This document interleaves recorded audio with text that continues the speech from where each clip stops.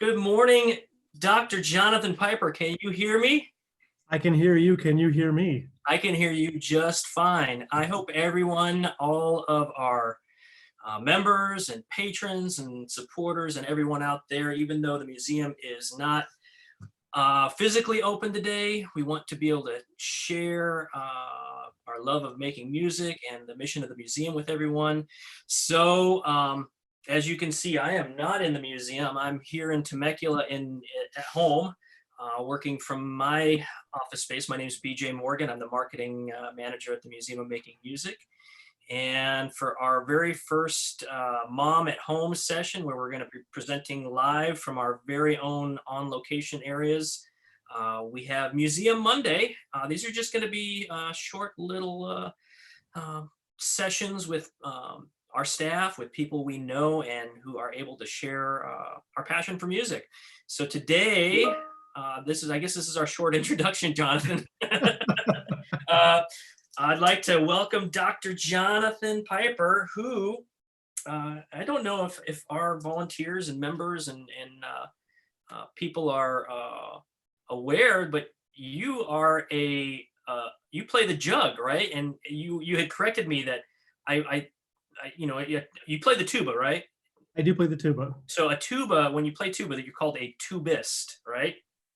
It's a matter of opinion. Some people are tubists. Some people are tuba players. Okay, so I naturally extended that to jug players being called juggists, but that I seem to have been wrong about that.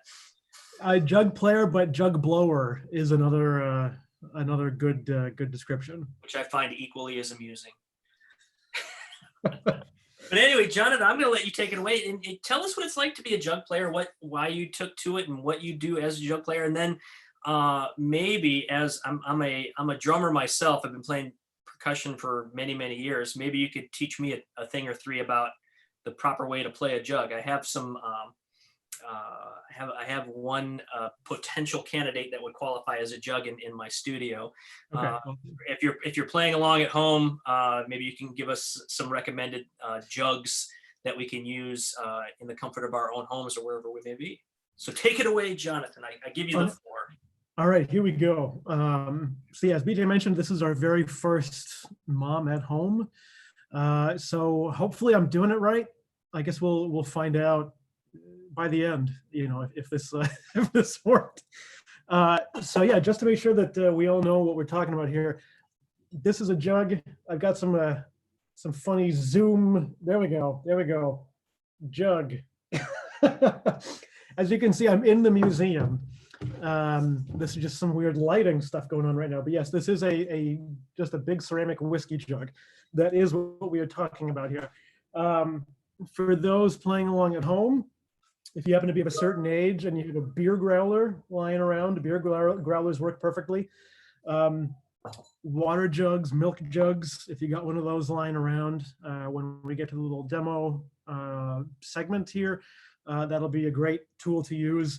Anything that kind of has a shape to it and has a small opening, some kind of a jug-like object. If you got one of those lying around, that'll work perfectly for blowing the jug.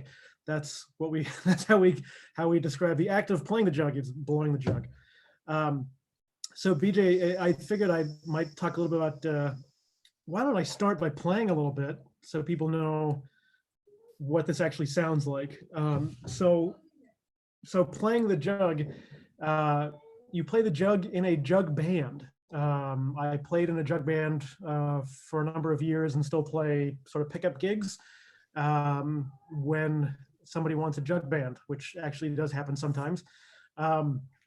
So a jug band is usually a string band, so a band using some string instruments like guitar, banjo, fiddle, mandolin, sometimes an upright bass as well, but the jug player usually plays along as the bass instrument in a string band sort of context.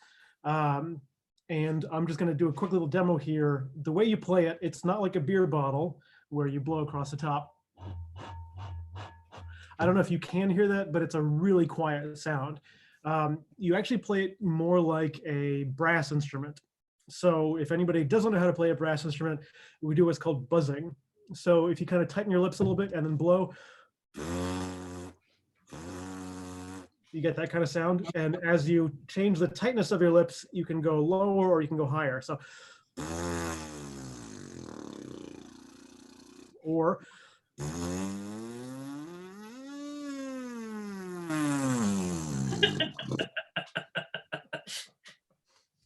yes, it's a serious instrument for very serious people.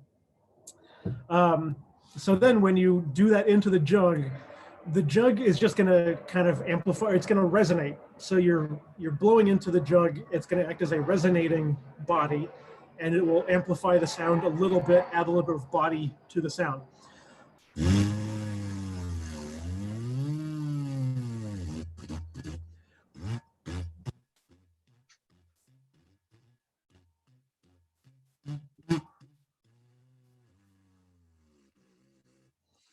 So that's really what it's all about. It's really effective when it's mic'd up. It can work acoustically. You just got to blow really dang hard if you're playing it, like busking on the street, something like that. So why would anybody play the jug? Probably a good question that some of you might be wondering. This all happened, all started, well, the documented history of American jug bands really goes back to the turn of the 20th century. There are, like antecedents, prior examples of stuff like the jug coming out of various African musical traditions, people blowing into gourds to use gourds as resonating chambers. So there is some kind of precedent to it, but we know that in the US, the first documented jug band that anybody has found was called the Cy Anderson Jug Band, and they go back right around to the turn of the 20th century. Jug band playing really comes out of a tradition called the Spasm Band in New Orleans. And the Spasm Band was basically a bunch of kids or young players who would find homemade instruments, put them together, play a band. So you might have jugs, kazoos, a board with a string on it, cigar box, guitar style kind of thing, where it's just something you can make at home and play reasonably well enough to get people dancing, and maybe you get some tips out of it.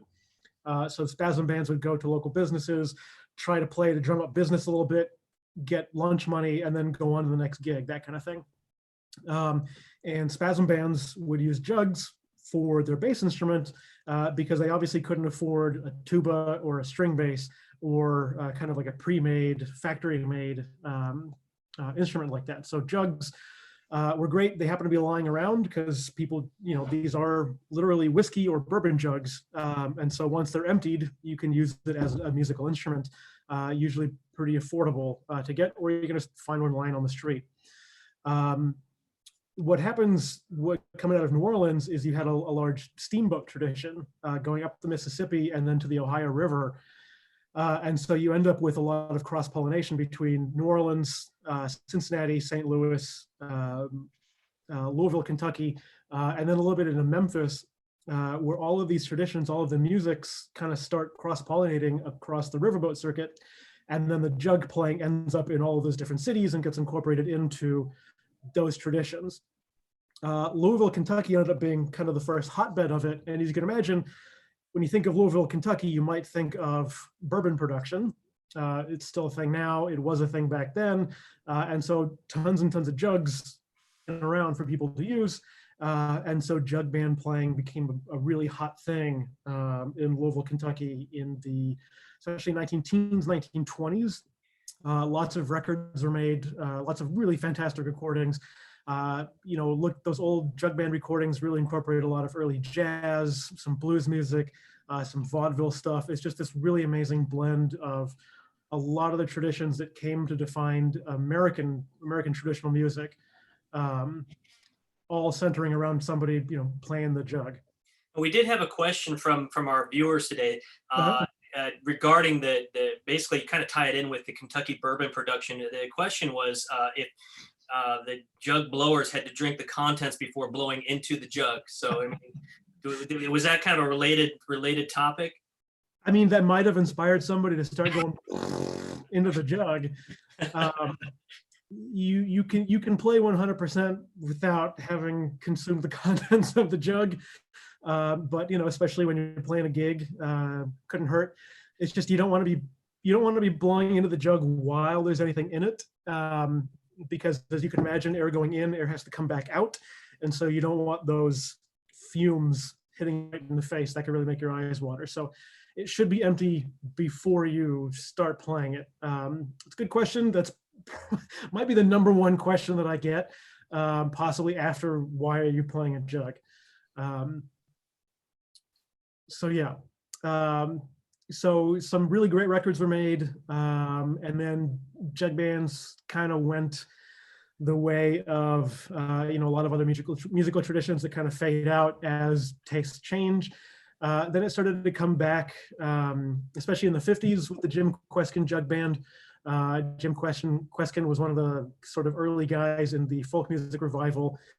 He got jug bands popular again in the States. Jim's still kicking, played a couple gigs with him. Really, really fun guy. If you haven't, the Jim Kweskin Jug Band, Jim Kweskin, highly recommend it. He's still playing LA a lot. Obviously not currently, nobody's really playing right now, but check him out if you can.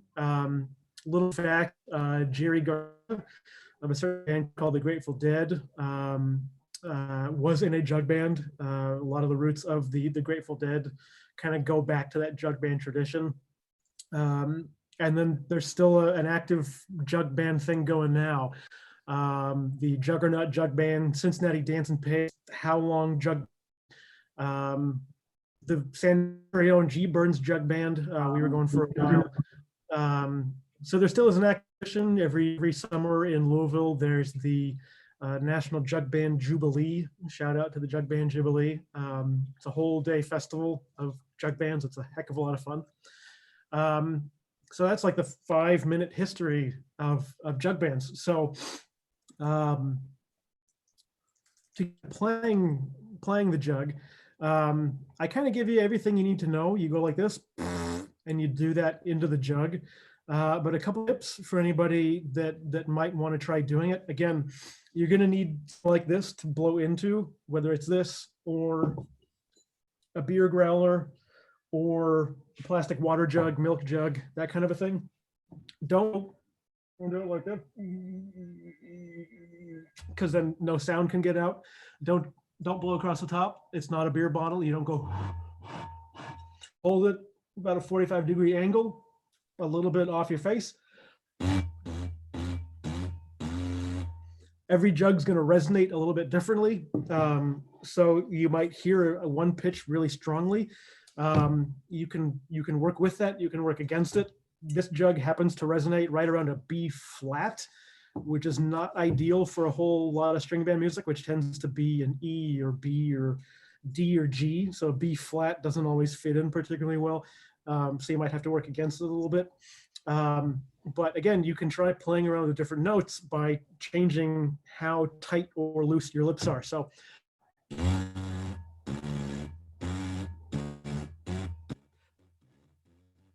and you can pretty quickly start to put little lines. Again, doesn't have to be anything complicated. If you're just playing the bass part, you can just hold one note. Or you can start to do the oompa, 1-5 kind of thing. And then you can start to add little lines.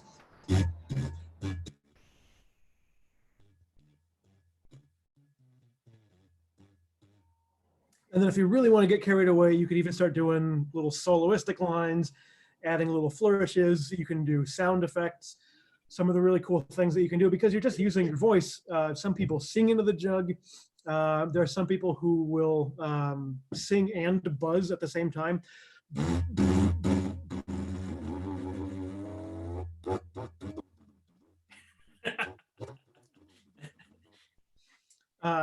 All kinds of things that you can do with it. The important thing to keep in mind is jug band music. A lot of people nowadays call it the happiest music on earth, something like that. You can really have a lot of fun with it because it really does come back to the spirit of making music. If you think back to just a bunch of kids finding things that could function as musical instruments and trying to make music with it. I mean, that's really what it comes back to. Just people being motivated to make music, and if you don't have an instrument, make one. So I think it's a really fun kind of, not quite carefree, but like really just a fun, joyous kind of music. And if you happen to have a guitar at home and you need some bass accompaniment, grab an empty water jug and start playing bass lines. Okay, so I have, there was another question that we had from one of our viewers today. Like, what's your favorite tune to play? Is Stairway to Heaven possible too? Can you play Stairway to Heaven on the jug? It would be possible. So another thing that coming back to one of the, I mentioned that jug playing is a lot like brass playing because you're using the tension of your lips. One thing that's really going to trip people up if you do come from a brass instrument background, a brass instrument resonates at a pitch for you. You kind of buzz into it, and then it wants to resonate at a certain pitch. The jug will just it'll push back whatever pitch you put into it. So you have to, everything for pitch you have to do with your lips. And so it can sound really, really sloppy, especially if you're trying to do something somewhat complicated like Stairway to Heaven. There are like little jug competitions where they ask people to play the national anthem. And everybody knows the national anthem, but like 5 different people playing on the jug, you're going to get 5 completely different melodies just because of how hard it is or how hard it can be to hit the specific pitch.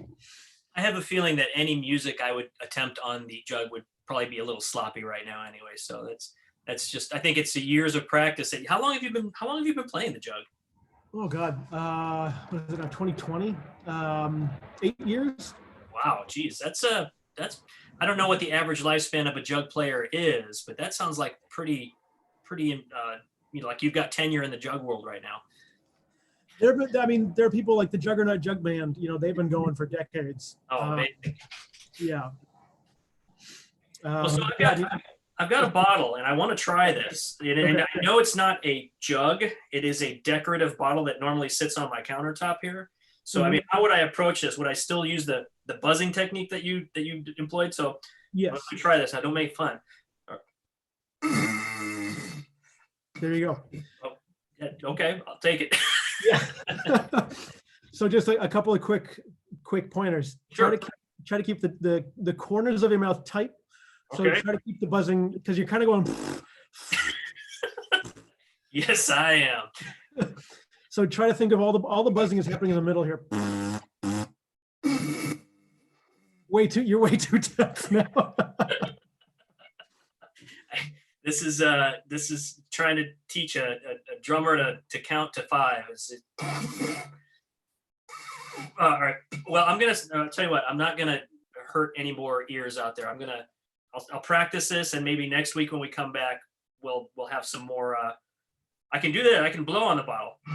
Keep that 45-degree angle when you're. Okay. Well, I will practice, and then we'll get back to that. We'll do an update sometime later. See how far I've come.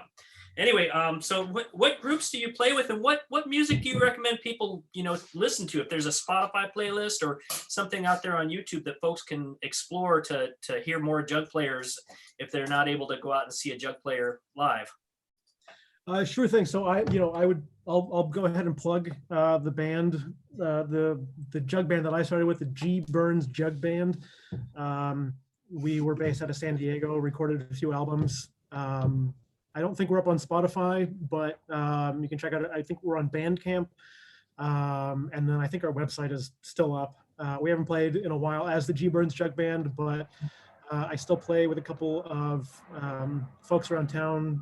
Clinton Davis, Tim McNally, who is kind of split between LA and San Diego right now. Mara Kay, amazing vocalist out of New York, who's spending a lot of time in Southern California right now. I'll do shows with her. Like we played at the Lafayette for New Year's Eve, so we'll still do some pretty cool gigs like that. In terms of stuff to get into, to check out, definitely check out Jim Kweskin Jug Band. They had a couple really good records. In terms of older bands to check out, A lot of them are just kind of like it's a place and the title Jug Band. So the Louisville Jug Band, the Memphis Jug Band. There's the Dixieland Jug Blowers, Sarah Martin's Jug Band. Sarah Martin was an early African-American jazz vocalist who did some really amazing cuts with the Jug Band. A couple of just really classic tunes to check out. Casey Moan is maybe one of the most, I think, beautiful songs ever put on vinyl. I would check that out for sure. It's a good starting point. But really, anything by Louisville Jug Band, Memphis Jug Band, Whistler's Jug Band. Yeah, just search for a city and a jug band, and you'll probably find something good. There's no shortage of jug band music, as we might be incorrect in assuming that it's a rare thing. We can actually there's plenty to find out and explore that, huh? There is quite a bit out there, and one of the really cool things is again, because you had that river tradition where you had some of the same musicians going up and down the circuit on a steamboat from New Orleans up the Mississippi and then out on the Ohio out to Louisville. You end up with a lot of great local flavor kind of mixed in with like the Jug Foundation. So you get some bands, some locations that are a little bit jazzier, some a little bit more blues-like, some where you get a little bit more of kind of Ville feel. So there's a variety. Again, what it really comes down to is somebody playing the jug with a band.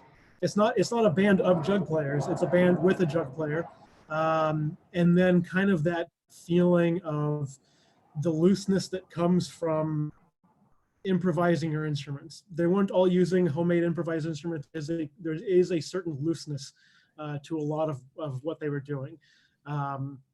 There was kind of just a vibe of informality to a lot of them. Awesome. Hey, we've got a couple more questions going on in our YouTube chat here. If you're on our website, I don't think you'll be able to see the chat, but if you click over to the YouTube live station, you can see we have a live chat going. A lot of people responding, and I'm just trying to pick out the questions as we're having a discussion. Let's see. So Laura says, this is a good question. Do you have a favorite jug to play? So, guitarists have their favorite instrument. I've got my favorite drums that I like to play on. Is there a star jug in your collection? That is a great question. So this one that I have been playing on here, this is probably my favorite. I mean, it's the one that I really learned on. So I have a great feel for the resonance of it. It has a really solid bass response, which I really like, and the aperture, the hole, the side opening, again, because I learned on it, that's what I got used to. So I'm really used to this size. There are some jugs that have a much larger opening, and they're fine to play, but they feel a little bit. Let me grab. And just to let you know, Jonathan's not actually in the museum. You might notice that he's in his. You want to pierce the veil there for a second and let people see where you are? I am. I'm not gonna tear down my beautiful backdrop. That's all right. This is my temporary workspace out in my garage. But I would love to be back in the museum. I wish I was there right now, but this will do. In terms of other favorite jugs, I think this one comes out. Geez.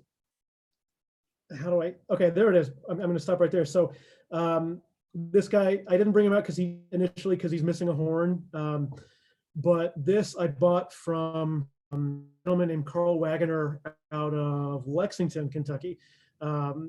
Really fantastic ceramic maker. There's a long tradition of devil jugs. A couple different ideas of why people might make a jug. Bass a thing, but then devil jugs in particular are a thing. Where it's just a jug, but there's extra clay on it to make it look like a face.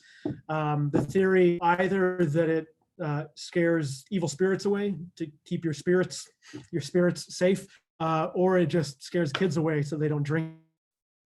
I like the look of this jug.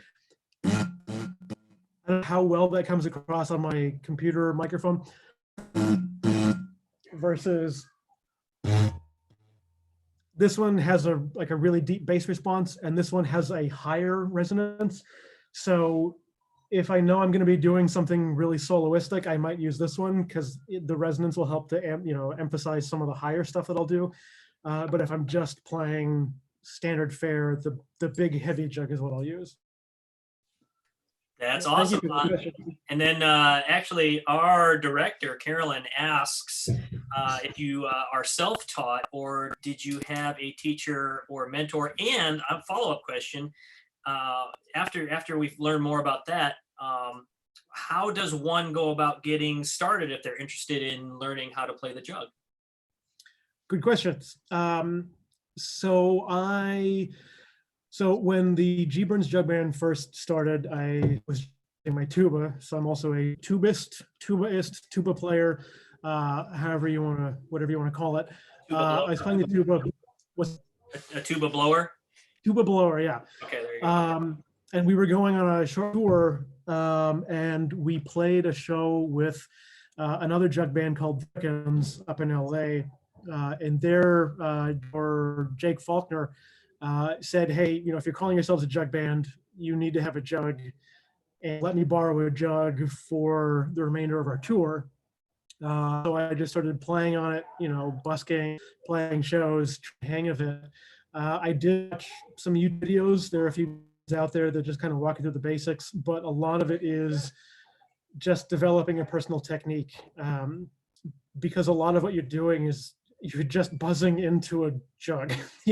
There's no established method book. There's no Arbin's book, or I'm blanking on the piano method, but there's no established to do. There are recordings you can reference, and there are things you can do that feel right and that make sense for the music you're playing. So it is just doing it, you're figuring out what sounds you want to make, how you want to support your band.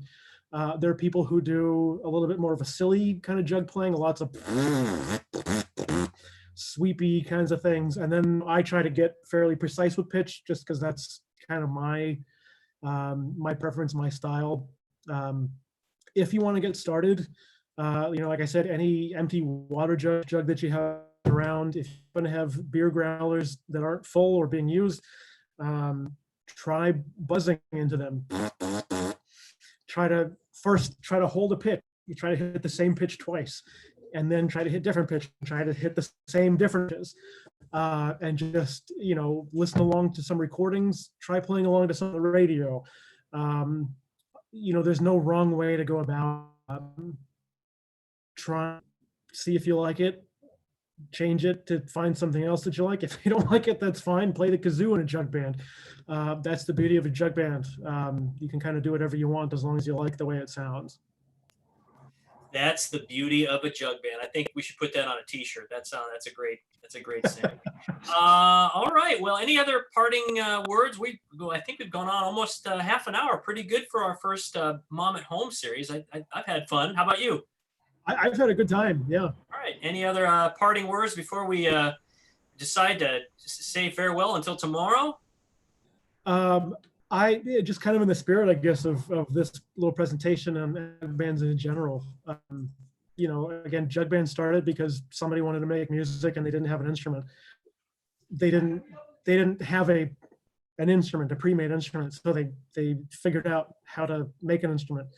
And I think that's kind of a beautiful thing. And maybe just something to keep in mind, if we're feeling stuck at home, feeling constrained by current events. One make the most of it is pick something in your house and figure out how to make it an instrument, figure out how to make music with it. There's nothing stops from making fantastic music, no matter what's going on. So that would be my little parting thought here. Perfect. I'll tell you what, we've had a lot of great questions.